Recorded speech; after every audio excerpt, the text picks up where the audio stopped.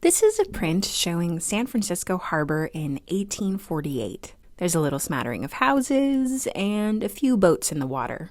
It looks pretty peaceful, and it was. San Francisco only had about 1,000 residents, and California had only newly become a U.S. territory at the close of the Mexican-American War. And this is a photograph of San Francisco Harbor in 1850. The water is crowded with ships, and the land is crowded with houses. Less than 2 years later, San Francisco had 30,000 residents, mainly young men who had come from all over the world, making the city perhaps the most culturally diverse place on Earth at that time period. What happened? The short answer is gold. In January 1848, gold was discovered in California, near the Sierra Nevada mountains, right about here. San Francisco was the gateway to that gold, the nearest harbor where ships could land, with prospective gold miners from the East Coast, Europe, South America, and Asia. Before the gold rush, the non-Indian population of the state of California was about 15,000 people. By 1860, it was more than 350,000. And in the same time period, the Native American population decreased from 150,000 to only 30,000. The gold rush and its impact on California is one very dramatic illustration of the causes and effects of westward migration in the years surrounding the Civil War. This drive to expand the United States west to the Pacific is often called manifest destiny, based on a phrase that was coined by New York journalist John O'Sullivan, who wrote in 1845 that westward expansion would be the fulfillment of our manifest destiny to overspread the continent allotted by Providence for the free development of our yearly multiplying millions. The word manifest, in this sense, means clear or obvious, and providence is another word for God's help.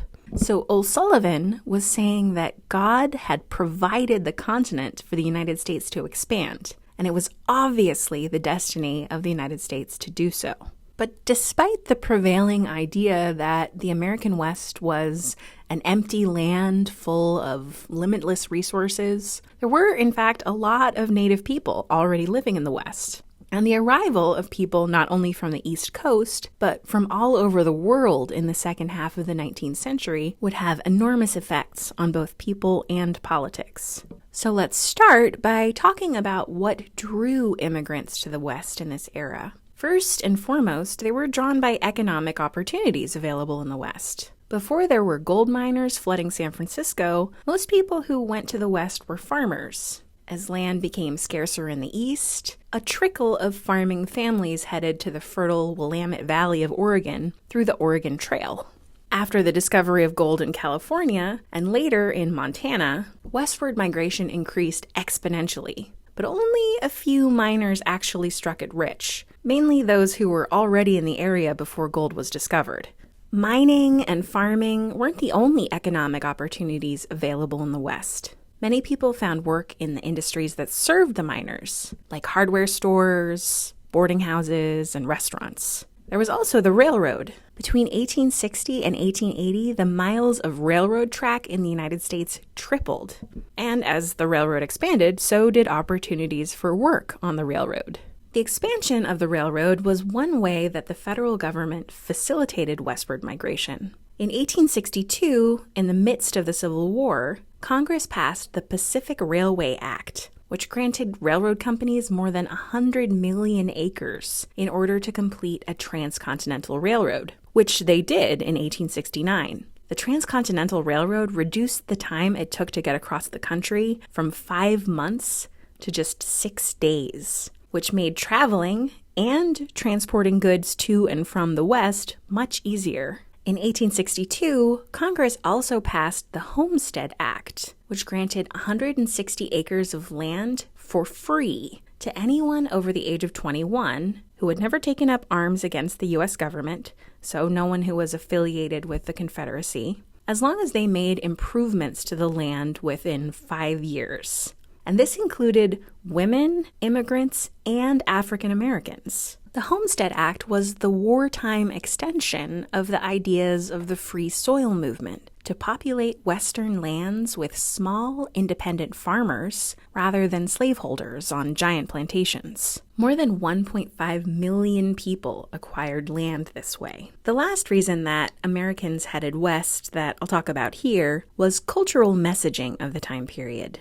I mentioned earlier this notion of manifest destiny, that the United States had a divine mission to spread across North America. Closely related to that was a widespread belief among whites that American civilization was superior to other cultures, and that any barriers to U.S. expansion, like Native Americans and Mexican Americans who possessed the land onto which settlers flooded, were obstacles to progress and civilization. This painting, which was painted in 1872 by the artist John Gast, is called American Progress. In it, you can see an allegorical figure of America holding a school book and helping to lay telegraph wire. She brings with her symbols of American civilization, railroads and covered wagons, and farmers with log cabins, and she drives away symbols of what the artist portrays as wilderness or savagery, Native Americans, buffalo, even an angry bear down here. You can even see how the artist painted the right side of the painting with a bright,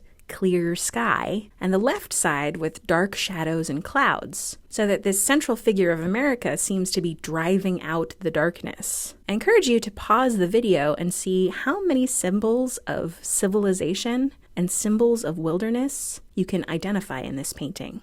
Now that we've discussed the causes of westward expansion, let's talk about some of its effects. A major one is an increase in sectional conflict. As new Western states joined the Union, it inflamed tensions over the balance of power between free and slave states in Congress, which ultimately would lead to the Civil War. Another effect was an increase in racial conflict in the West. As people from all over the world came to the West and competed for land and gold, there was a surge in racial violence.